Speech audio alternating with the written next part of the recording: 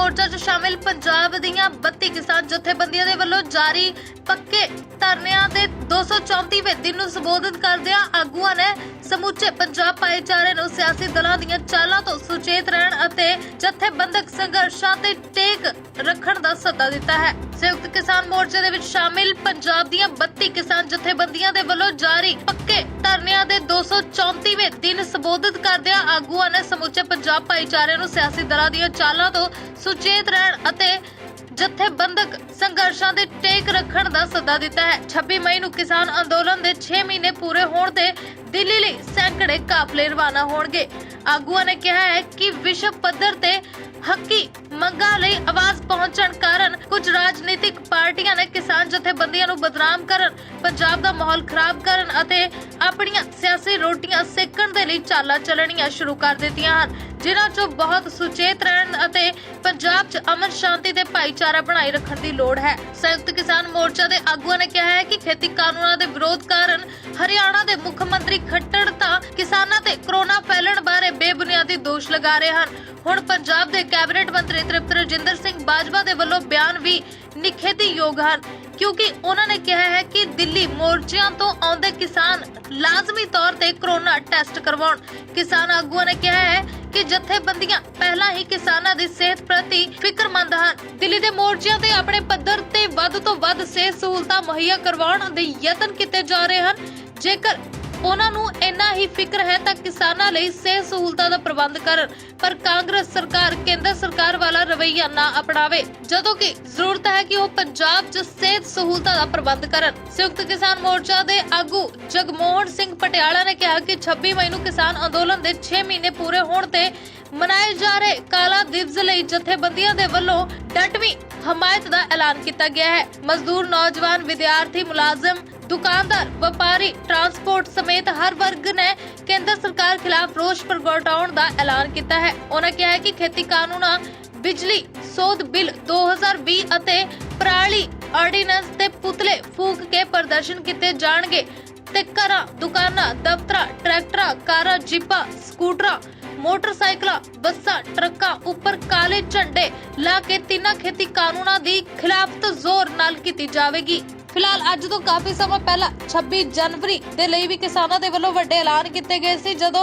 Tractor rally ਕੀਤੀ ਗਈ ਸੀ ਉਦੋਂ ਕਿਸਾਨਾਂ ਦੇ ਉੱਤੇ ਕਾਫੀ ਇਲਜ਼ਾਮ ਲਗਾਏ ਗਏ ਸਨ ਕਿ ਇਹਨਾਂ ਨੇ ਹੰਗਾਮਾ ਕੀਤਾ ਹੈ, ਇਹ ਆਤੰਕਵਾਦੀ ਹਨ ਅਤੇ ਹੋਰ ਵੀ ਕਾਫੀ ਇਲਜ਼ਾਮ ਲਗਾਏ ਸਨ, ਜਿਸ ਤੋਂ ਬਾਅਦ ਕਾਫੀ ਸੱਚਾਈਆਂ ਸਾਹਮਣੇ ਆਈਆਂ ਕਿ ਇਹ ਇਲਜ਼ਾਮ ਬੇਬੁਨਿਆਦੀ ਹਨ।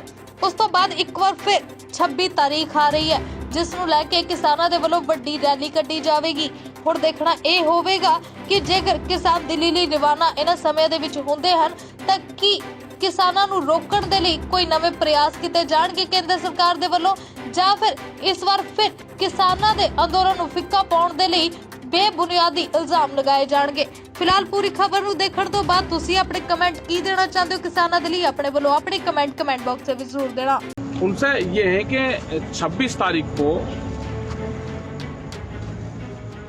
पूरा 6 महीने हो जाएंगे और सरकार को 7 साल हो जाएंगे। 26 तारीख को ही सरकार बात नहीं मान रही। 6 महीने आंदोलन को चलते हुए हो गए। दिल्ली को बहुत बॉर्डरों से घेर कर रखा है।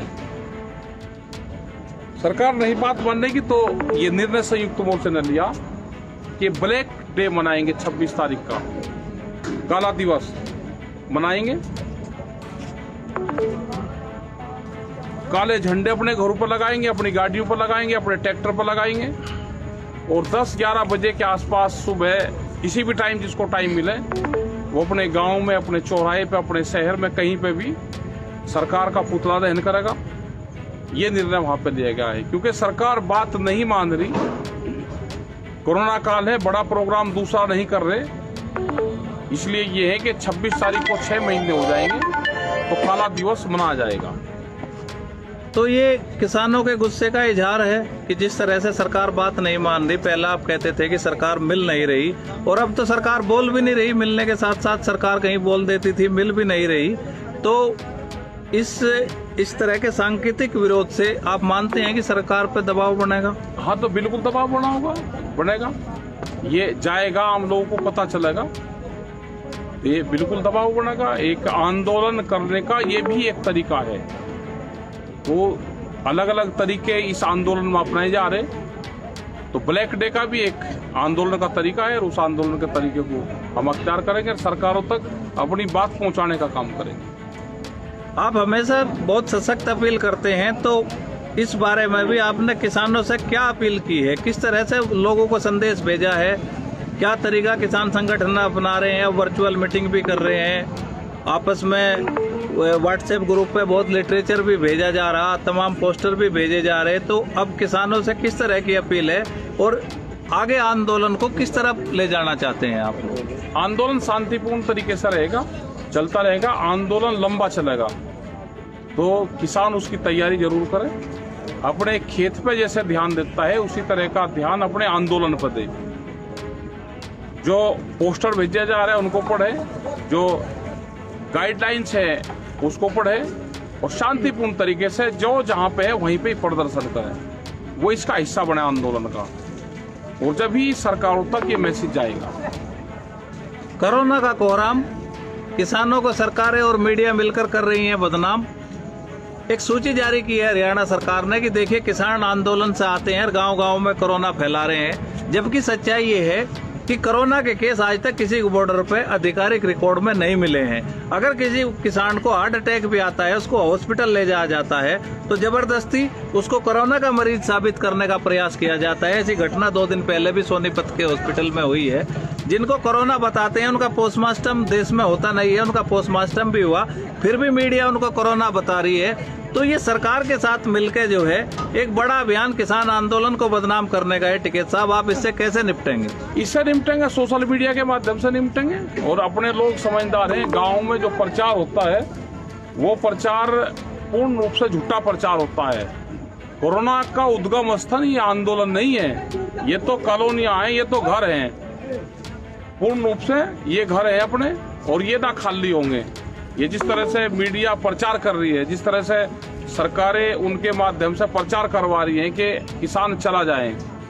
अगर कोरोना काल में देश में कानून आ सकते हैं तो कोरोना काल में ही देश में से कानून खत्म भी हो सकते हैं।